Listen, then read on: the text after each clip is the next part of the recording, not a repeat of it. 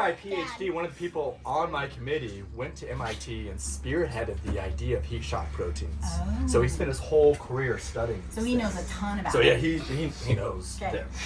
So the idea is that anytime your body, let's say you get a fever, you get hot, your body increases your temperature, and then you've got proteins that go and refold your human proteins so they're functional again In the mitochondria. everywhere Okay. throughout your cell, Okay. but definitely in the That's mitochondria. the- And that way the bacteria, they don't have a reason, there's no one coming in to fix them, so then their proteins denature, kind of like when you cook an egg, and now, because proteins do all the work, it's a different shape, they don't work. Yeah. So now the proteins can't fight back.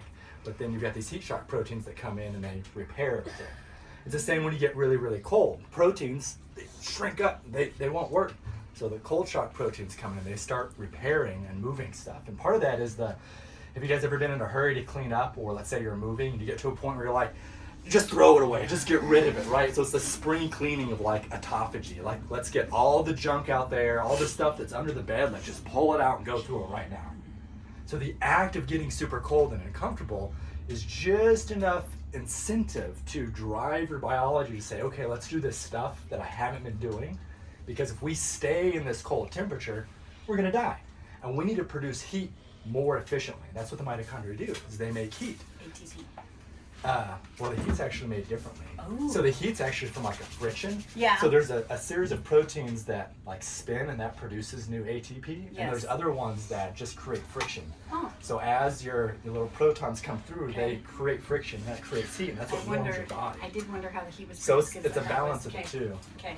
So the idea is that you want to make more heat, so that means you're going to burn more fat that's in the area. So that visceral fat and all the fat on the body is the energy source your body's going to use when you're cold, because you're not running, you're not sprinting, you're not huffing and puffing. Well, you are at first, but then eventually you're just like, so then you're burning fat faster, and you're burning that fat to generate more heat, and the mitochondria says, I have to become more efficient at this. So the more and more that you do this, whether it's a cold shower, going to plunge, or hopping in out here with these guys, you're increasing your mitochondria's efficiency of doing all the chemistry that they do.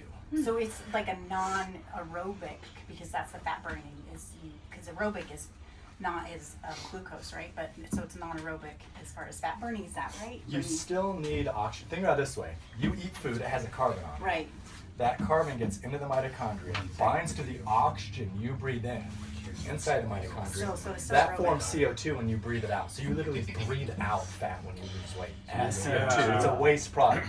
So for everyone that loves carbonated beverages, you're literally drinking like lung poop, right? Like it's what your body's trying to get out, and you're just drinking it. And I've got a whole podcast on like how pop just like jacks up digestion. So if you're gonna drink it at the end, like dessert. Not at the beginning of your meal. Drink it at the very end. What's your channel called, Jeremy? Right now it's just my name, Jeremy Sabo, PhD. I've got And it is cards out the here. brick and mortar